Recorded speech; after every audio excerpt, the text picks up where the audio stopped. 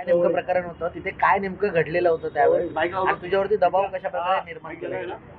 मी माझ्या बहिणीसाठी गोळ्या आणायला गेलतो. गोळ्या भेटले नाही, मेडिकलला गेलतो मी. हां, मेडिकलला गोळ्या भेटले नाही, मग बहिणीला फल फ्रूट आणायला गेलो मी. फल घेताना मी त्याला मराठीमध्ये विचारला, हा किती रुपये किलो आहे? तो बोलतो मला मराठी येत नाही. मी बोललो मराठी येत नाही तर तू किती वर्ष झालं तुला? तो बोलतो 10 वर्ष. महाराष्ट्र राहतो ते कशाला तू बोलतो?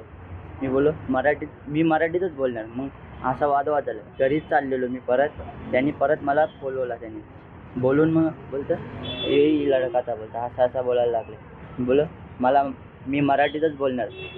तो बोलतो मेरे को मराठी आता नाही, हिंदी में बोलतो हिंदी में. मग असं असते 10-15 जण जमले.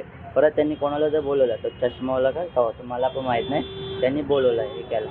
मग असते 50-60 जण जमायला लागले. तो बोलतो तू हिंदी में बोलतो, हमको मराठी नहीं आता, हिंदी में बोलतो. त्यांना समजवलं मी असं असं आहे, असं बोललो तुला असं झालं. हां, ते शिवा देत होते. पाटणं एक मारत होता, धमकी देत होते. बोलतं दम में तो बोल किती काय ऐसे धमकी देत होते. ते मुमरा बंद करेगा क्या, दम में काय ऐसे शिवा देत होते. पाटणं मारत होते. लई मारला मला. शिव पण देत होते ते वरनं हायवेवर. मी बोला गाली मत दो बोला. मैं प्यार से बोल रहा हूँ तो प्यार से बोलो गाली मत दो बोला. माफ़ी मांग बोलते मैं. ठीक है बोला माफ़ी गलती हो गई मुझसे, कुछ गलती हो गई तो माफ़ कर दो मुझे, ऐसे बोल देते. पण पोलीस स्टेशनला गेल्यानंतर दाखल करण्यात झाले. किती वेळ पोलिसांचा? मी 4 तास पोलीस स्टेशनमध्ये होतो. 4 तास बसवलं मला. नंतर माझी आई आली. एक तासात आई आली. आई पण 3 तास बाहेर थांबलेली. आई पण रडत होती माझी. बोलतं त्यांच्यावर काय झालं मला पण माहिती. ते बोलतं केस डालो इसके ऊपर बोलतं. ते घेऊन गेले तुला? त्या तो व्हिडिओमध्ये असेल बघा, तो चष्मावाला आहे ना, त्यांनी कंप्लेंट केली. तो बोलतो इसके ऊपर केस डालो बोलतो. ओके. तुझी मागणी काय असणार आहे तुझ्यावरती आता? परत माझ्यावर घरातले घाबरलेत त्याच्यामध्ये. धमक्यांचे फोन देखील तुला? माझी आई घाबरली आहे.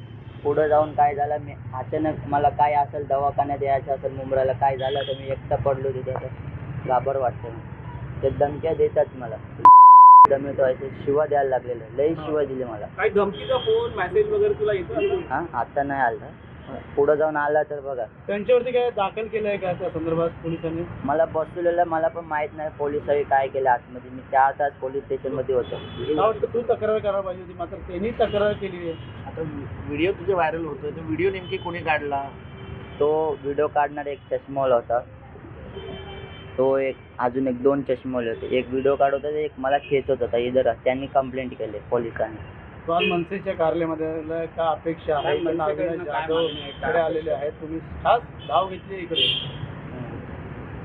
घाबर वाटतं. पुढं जाऊन काय झालं, मी एकटा काय मला मुंबईला परत आलो. काय असेल ते मारलं गिरलं मला, घेऊन गेले कुठं मारला गिरला त्यामुळं.